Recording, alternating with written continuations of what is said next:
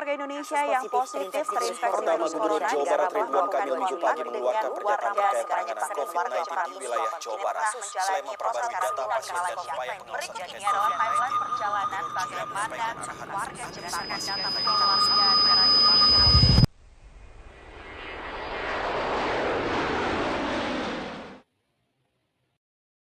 3, 2, 1, get ready, let's talk with us. Hello, what's up everybody? Berjumpa dengan saya Khairunisa dan rekan saya Ashila. Halo. Kita berdua akan menemani kalian ngobrol-ngobrol santai, tentunya berfaedah ya, selama kurang lebih 10 menit ke depan. So, don't be bored and let's listen it happily. Nah, kira-kira tema obrolan kita kali ini apa sih? Oke, to join in HCG 2021, tema yang akan kita bahas kali ini mungkin tidak lagi asing bagi masyarakat Indonesia ya. Ups, mungkin bahkan bagi seluruh penduduk bumi nih. Ya, si Renik yang bahkan tak kasat mata ini cukup ampuh untuk menggeparkan seluruh penjuru dunia. What is that guys? Let's call it coronavirus disease 19 or COVID-19. Tapi sekarang kita nggak akan bahas hal-hal yang menyedihkan lagi nih tentang COVID-19. Tapi hari ini kita akan lebih membahas tentang gimana sih pengalaman kita selama menghadapi pandemi ini.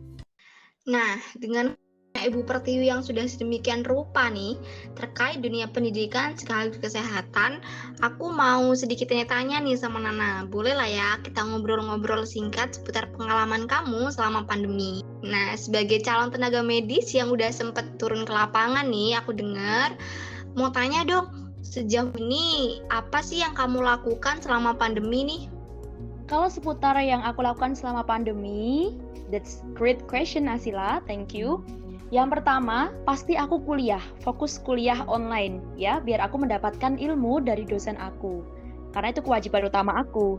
Yang kedua, aku melakukan hal-hal lain untuk mendapatkan pengalaman di luar masalah kesehatan atau di luar lingkup kampus. Waduh, kepo nih aku. Boleh diceritain nggak sih pengalaman yang kamu dapetin tuh di luar kampus seperti apa? Karena kan teman-teman di luar sini kan pasti pada bingung ya apa yang harus dilakuin selama pandemi nih. Boleh sharing sedikit dong, Nana? Boleh banget. Jadi pengalaman di luar kampus ini aku dapatkan lebih tepatnya dari tetangga-tetangga sekitar aku. Aku membangun interaksi sama mereka, akhirnya mereka mengetahui bagaimana diriku.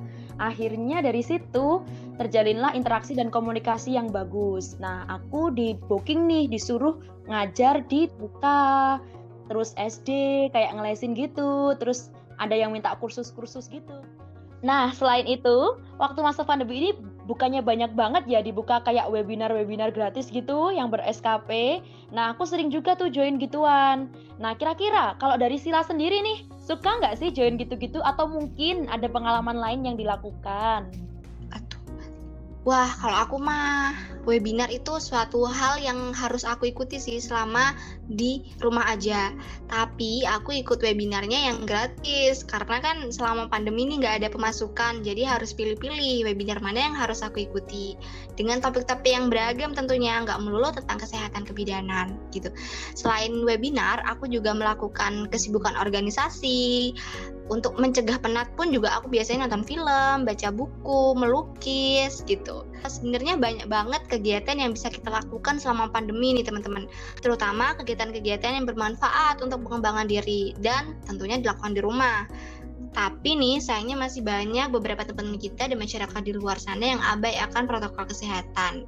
Semoga setelah ini mereka lebih taat terhadap protokol kesehatan ya. Oh ya, ngobrolin tentang pengalaman nih. Dari tadi kita ngobrolin tentang pengalaman. Aku mau tanya dong sama Nana, menurut kamu nih ya, pengalaman selama pandemi nih yang terbaik dan yang paling terkesan buat kamu itu apa sih? Oke, kamu mau pengalaman yang dari eksternal atau mungkin dari internal kebidanan itu sendiri? Kayaknya aku yang eksternal dulu deh. Oke, yang dari eksternal. Nah, yang paling bisa aku petik di sini adalah sharing is caring. Nah, jadi selama masa pandemi ini aku lebih banyak berinteraksi itu tadi. Jadi dari situ pengalaman ngajarku itu lumayan banyak. Bahkan satu hari itu aku bisa ngajar kurang lebih 6 sampai 9 jam per hari. Tentu dengan tanpa mengesampingkan kewajiban utama aku, yaitu kuliah dan juga ngerjain tugas dari kampus. Selain itu kan aku juga bisa berpenghasilan, menghasilkan banyak dolar di situ. Aku bertemu dengan banyak anak-anak kecil yang membuat aku bahagia karena kepolosan mereka, aku bisa berbagi ilmu dan sebagainya. Lalu kalau dari internal itu sendiri, aku yang paling seneng adalah yang pertama, itu aku pernah bertatap sama pasien langsung atau praktek langsung kepada pasien. Kurang lebih kita lakukan beberapa minggu yang lalu nih, waktu praktek klinik di puskesmas. Itu adalah the first time aku ketemu pasien dan aku senang banget. Aku bisa mengedukasi mereka, aku bisa memeriksa bagaimana kondisi mereka, aku bisa menginjeksi mereka, lalu menyarankan mereka harus melakukan hal A, B, C, D, E, F, G, etc. Yang kedua ini penelitian. Jadi aku pernah ajukan judul penelitian bersama teman aku nih, Sila, dan juga teman aku satunya lagi, dan akhirnya didanai oleh kampus. Lalu aku juga diajak dosen untuk ikut ke proyek penelitiannya. Cukup banyak sekali pengalaman yang aku dapatkan dari situ. Nah, kira-kira nih, Sila, bagaimana dengan kamu? Waduh, bener-bener asik nih kayaknya dari cerita kamu. Aku setuju banget dengan pendapatku yang tadi. Pengalaman yang paling berkesan sih, yang paling berkesan menurutku di tahun lalu, karena bisa satu proyek penelitian yang bisa bermanfaat juga hasilnya untuk masyarakat di luar gitu. Dan hal yang paling berkesan nih menurutku dari tadi aku mendengarkan cerita kamu adalah ketika kamu bercerita tentang pengalamanmu yang bekerja atau ya sambil berkuliah itu kamu bisa melakukan hal pekerjaan yang menghasilkan dolar nih ya, seperti yang tadi kamu ceritakan tuh. Dan aku mau bertanya nih, terakhir banget nih, and the most important question sih menurutku ya. Oke, bagaimana sih tips and trick dari Nana biar kita bisa spending time selama pandemi ini tuh dengan hal-hal yang berfaedah gitu. Ya syukur-syukur nambah pengalaman lah kayak yang tadi diceritakan Nana gitu ya. Sambil kerja, sambil melakukan ini itu, tapi urusan kuliah tetap nomor satu. Karena kan kuliah nih akan terancam daring lagi ya melihat tingginya lonjakan kasus akhir-akhir ini. Oke, boleh banget. Sebenarnya kalau tentang spending time well sih, I think semuanya sudah spending time well. Ya, at least cuma rebahan aja. Berarti itu kan udah ngabisin waktu buat ngenakin badan. Atau mungkin full beraktivitas, itu justru spending time very very well. Nah, karena kamu bisa dapat banyak pengalaman di situ. Kamu bisa tahu, oh ternyata dunia luar itu seperti itu. Nah, tapi come on guys, masa setahun lebih tetap mau rebahan aja dan gak ngapa-ngapain, sementara teman-temanmu di luar sana udah dapetin banyak dolar. Nah, bener banget, aku setuju. Untuk teman-teman yang rebahan ya, tolong didengarkan tips and trick dari Kak Nana nih. Oke, boleh banget rebahan gak masalah. Tapi rebahan sambil dengerin murotal. Lama-lama udah kok ntar tulangmu rebahan mulu tuh. Ya kan? Sesimpel itu. Nah, kalau kamu udah bosan rebahan, do what you wanna do now. Harus now. No later. Ya, nggak boleh nanti. Harus sekarang. Lakukan apa yang ingin kamu lakukan. For example, tiba-tiba kamu kepikiran nih pengen baca buku. Buku yang kemarin aku temui kayaknya bagus deh. Okay, take it now and then read it. Jangan nunggu, nanti aja habis mandi, nanti aja habis nonton TV, nanti ujung-ujungnya kamu pasti balik molor lagi, kamu balik tidur lagi, nggak jadi baca buku, akhirnya kamu membuang-buang waktu, wasting your time, okay? Motivasi banget ya apa yang diceritain sama Nana dari tadi. Oke, udah banyak banget nih ya teman-teman ya tips and trick yang udah Nana bagikan ke kita semua.